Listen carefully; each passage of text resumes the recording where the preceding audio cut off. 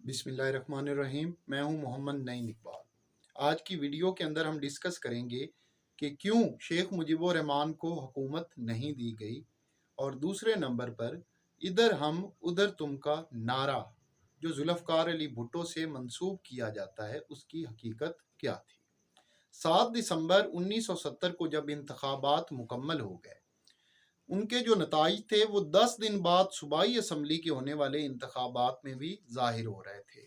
मशरकी पाकिस्तान से अवामी लीग जीती, सिंध पंजाब से पाकिस्तान पीपल्स पार्टी, जबकि सूबा सरहद और बलूचिस्तान से नेशनल अवामी पार्टी और जमीयत उलमा इस्लाम जीत गई।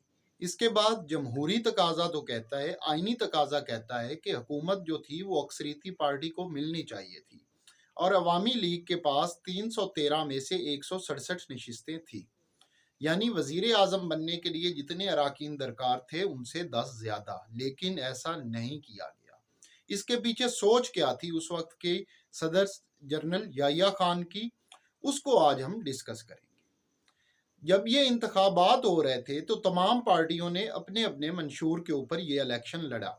अवामी लीग का मंशूर 6 नुकात के ऊपर था, 6 पॉइंट। ये 6 नुकात क्या थे? ये 6 नुकात 1967 को शेख मुजीबुर रहमान ने पेश किए थे, और इसका पहला नुक्ता ये था कि जो वफाक होगा उसके अंदर पार्लिमानी जमहूरियत होगी 1940 की करारदाद के मुताबिक, जबकि सूबों को मुकम्मल खुद मुख्तियारी हासिल होगी। दूसरा पॉइंट ये था कि वफाक के पास दिफा और खारजा अमूर के महकमे होंगे, बाकी तमाम महकमे जो हैं वो सूबों के पास होंगे। तीसरा नुक्ता यह था कि दोनों हिस्सों की, मशरकी पाकिस्तान और मगरबी पाकिस्तान की जो करेंसियां हैं वो मुख्तलिफ होंगी, और अगर ऐसा मुमकिन ना हो तो इस सूरत में भी दोनों हिस्सों के दरमियान करेंसी का फ्लो रोकने के लिए वैसे ही कवानीन होंगे जैसे कि दो मुल्कों के दरमियान होते हैं, और दोनों हिस्सों का जो स्टेट बैंक है वो अलहदा होगा। चौथा नुक्ता यह था कि टैक्स और रेवेन्यू कलेक्शन ये वफाक के पास नहीं होंगे बल्कि सूबों के पास होंगे, और जो सूबे हैं वो अपने टैक्स में से दिफाई अखराजात के लिए वफाक को पैसे देंगे। पांचवा नुक्ता यह था कि फॉरेन करेंसी रिजर्व, जो बाहर से करेंसी आती है मुल्क के अंदर, जैसा कि डॉलर अकाउंट होता है, ये भी दोनों हिस्सों के मुख्तलिफ होंगे, और जो बाहर से कर्ज लिया जाएगा वो भी दोनों मुल्क दोनों हिस्से अपने अपने हिस्से का लेंगे। और इसके साथ ये भी उससे पांचवें पॉइंट के अंदर शर्त थी कि दोनों हिस्से मशरकी और मगरबी पाकिस्तान जिससे चाहें दुनिया के मुल्क के साथ तिजारत कर लें, यानी मशरकी पाकिस्तान अगर चाहे तो वो इंडिया के साथ तिजारत कर ले, चाहे वफाक की तरफ से पाबंदी भी हो। और छठा नुक्ता जो सबसे खतरनाक था वो ये था कि दोनों हिस्सों की पैरा मिलिट्री फोर्सेस, जिस तरह के रेंजर्स होती है, FIA होती है, ये भी अलहदा अलहदा होंगी, ये एक वफाक के अंडर नहीं होंगी।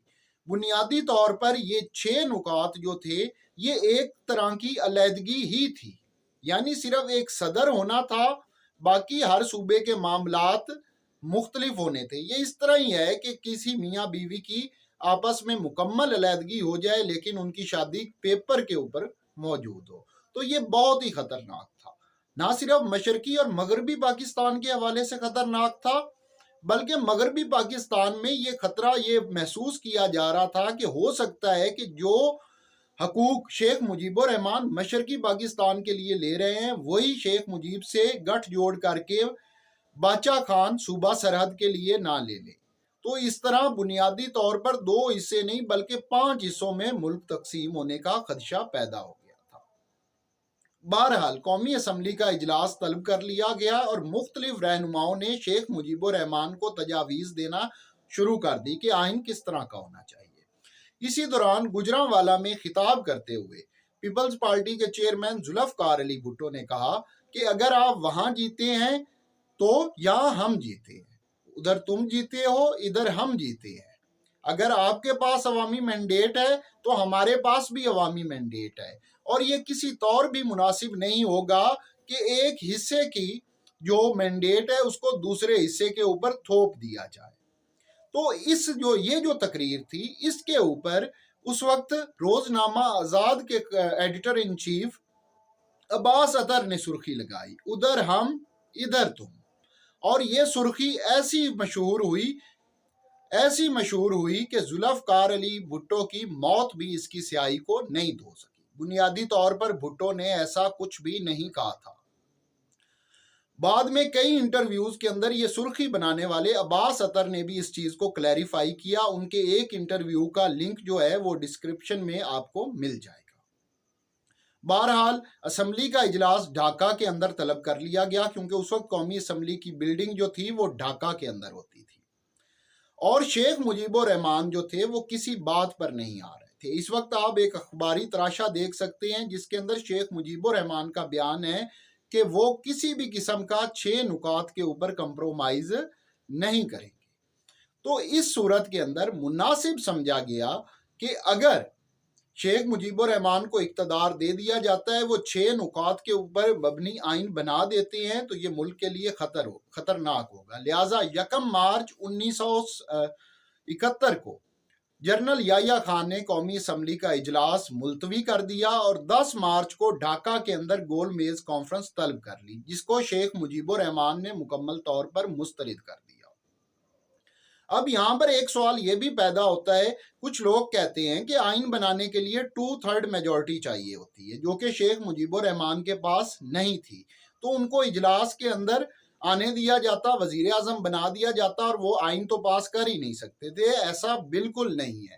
Legal frame work order 31 March 1970 کو جو جاری ہوا تھا، جس کی بنیاد کے اوپر اسمبلی کے انتخابات ہوئے تھے اور یہ اسمبلی قائم ہو رہی تھی، اس کی شک تھی کہ اسمبلی اپنے پہلے اجلاس سے 3 ماہ کے اندر آئین منظور کرے گی۔ اب دیکھنے میں تو یہ بڑی دل فریب شک ہے کہ پاکستان کی پہلی اسمبلی بھی 9 سال آئین نہیں بنا سکی تھی، تو یہ اسمبلی 3 ماہ کے اندر بنا دے گی۔ لیکن یہ بنیادی طور پر یحییٰ خان کی چال تھی۔ اس کا خیال یہ تھا کہ جو سیاسی لیڈران ہیں وہ کسی بات پر متفق نہیں ہوں گے، 3 ماہ میں آئین نہیں بن سکے گا، لہٰذا وہ اسمبلی توڑ دیں گے اور تمام سیاہ و سفید کے وہ مالک بن جائیں گے۔ اور اس کی دوسری شک یہ تھی کہ جو اسمبلی ہوگی وہ آئین سادہ اکثریت سے پاس کرے گی۔ سادہ اکثریت کیا ہوتی ہے؟ ایک ہوتی ہے 2/3 میجورٹی، یعنی 3 میں سے 2 بندے جو بات کہہ دیں وہ قانون کا درجہ ہے۔ ایک ہوتی ہے واضح اکثریت کہ 100 ممبران ہیں، ان میں سے 51 جو کہہ دیتے ہیں وہ قانون بن جاتا ہے۔ اور سادہ اکثریت سمپل میجورٹی یہ تھی کہ ایوان کے 1 کورم کے برابر، یعنی 1/4۔ 300 ممبر ہیں تو 75 اگر اس میں سے موجود ہیں، ان میں سے 38 جو بات کہہ دیتے ہیں وہ قانون کا درجہ حاصل کر لیتی ہے۔ تو یہ بہت بڑا بلنڈر تھا یحییٰ خان کا، جو کہ پاکستان کے گلے پڑ رہا تھا۔